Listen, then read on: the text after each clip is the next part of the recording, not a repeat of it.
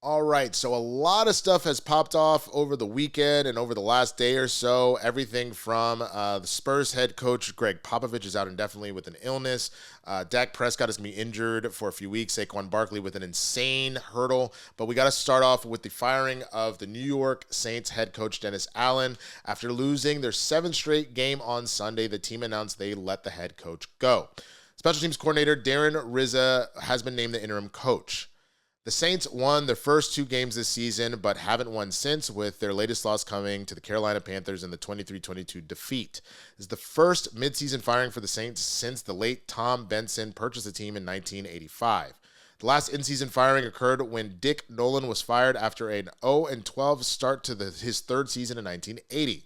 Allen, who replaced Sean Payton as the coach in 2022, went 18-25 as a team's coach. This is the first time since 1999 the Saints have lost 7 straight games. Allen went to 8-28 as the coach of the Raiders and was fired after an 0-4 start to his third season with the franchise in 2014. The Saints have struggled on both sides of the ball. The offense scored 11 offensive touchdowns in the first 2 weeks of the season, but has scored just 11 offensive touchdowns since, according to ESPN research. The defense is ranked 28th in the NFL in allowing 28.6 points per game, and ranks last in the NFL in yards per play, 6.4, yards per rush, 5.5, and yards per game, 406, according to ESPN research.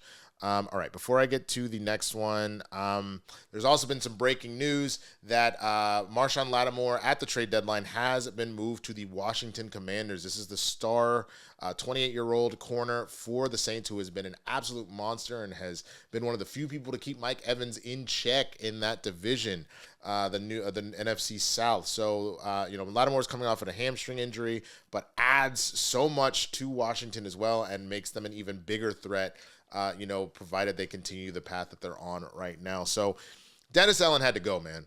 How you going to be trash in Vegas/Oakland with Derek Carr and then go bring Derek Carr down here to be trash again? I think he's one of those people that he's a good coordinator. I just don't think he's a good head coach. You lost the locker room a while ago. I talked about this on Game Time over on the Game Time Sports Network with Roka yesterday. But you lost that locker room a while ago, and you permanently lost them at the end of last season when Jameis helped one of the running backs score a touchdown so they could meet their roster bonus instead of doing the kneel down. I understand the idea. It should have been victory formation to go out, but you didn't need to throw him under the bus and throw the team under the bus. By you doing that, you've made it very clear it's me versus y'all, and that was it. So good riddance.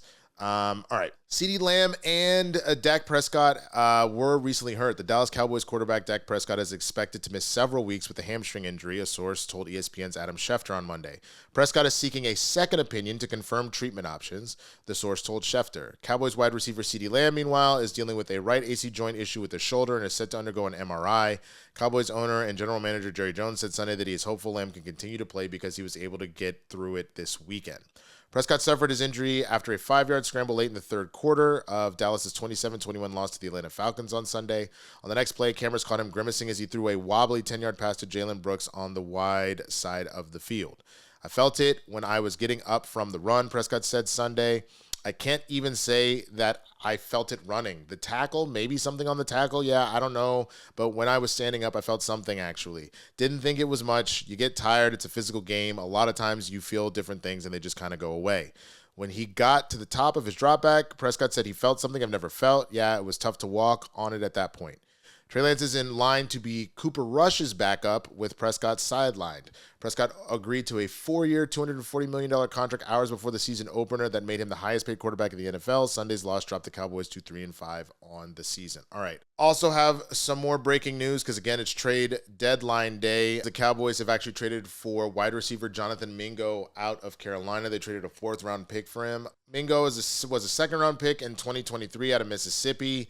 He's had 12 receptions and 121 yards this season. He's had 1 catch in the past 4 games and only 2 games in his career with more than 4 catches.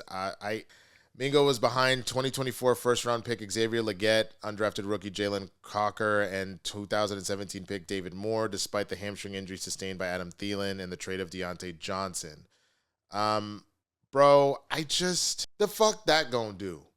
Like, honestly, I have said this a million times. I am so fucking sick of Jerry Jones, bro. He gotta go. He has got to go. Like, you can keep the team, but you need to give up the goddamn GM thing. I know you're not gonna do it because you're a billionaire and you're old and your ego's in the fucking way, but like, what? As far as that goes, I've said this before and I'll say it again. You pushed him to do too much. He's throwing the ball on average 45 to 50 times a game because our run game is so boo-boo trash. So, like, of course he's going to make mistakes, and of course he's going to get injured because you're asking him to do all the fucking work instead of going and getting someone like a Derrick Henry when you had the goddamn option.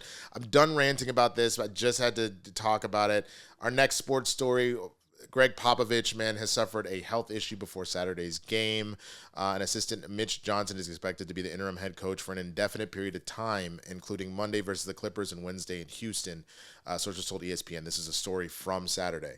Poppovich, 75, experienced a health situation before the Spurs win over the Minnesota Timberwolves on Saturday night.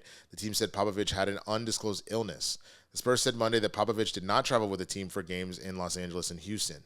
Mitch did a great job with the team, Spurs guard Chris Paul said after Saturday's win. I think our whole coaching staff did. Things happen within this league all the time, and just like with the players, it's next man. So shout out to Mitch. He did a great job tonight. Poppovich is the NBA's career leader with 1,390 victories and another 170 postseason wins while winning 5 NBA titles. He's in his 29th season, all with San Antonio. I did not know he was there that long. I just got to give love and healing energy, man, to Greg Poppovich. He's one of the great ones. He's both in how he handles himself on, not just the court, but like with his politics and everything else. He is so smart and he's so empathetic and things like that. So I really am hoping that he is going to be okay. So, even though as a Mavs fan, the Spurs are a big rival, just sending loving and healing energy to Greg Poppovich. And finally, if you didn't see it, man, you have got to check out this insane move from Saquon Barkley where he hit him with the spin move and then decided to take up parkour as a hobby. Check this out. Out of moves right here. Makes the first guy miss. The spin move at the last second. Bro. And then, what, Tiki, you're right, bro. Man, you have people like LeBron out here, saying, Saquon, you're insane, putting that on his Instagram story and things like that. I can't believe, I thought that the Cowboys were the biggest loser. I think the Giants actually might be the biggest loser. How you let a generational talent like that go, knowing you also added Malik Neighbors, bro. Like, oh my God, that team would be very different if you had both of them still there. Saquon clearly still has plenty in the tank. So does Derrick Henry, man. So, Jesus, that was dope.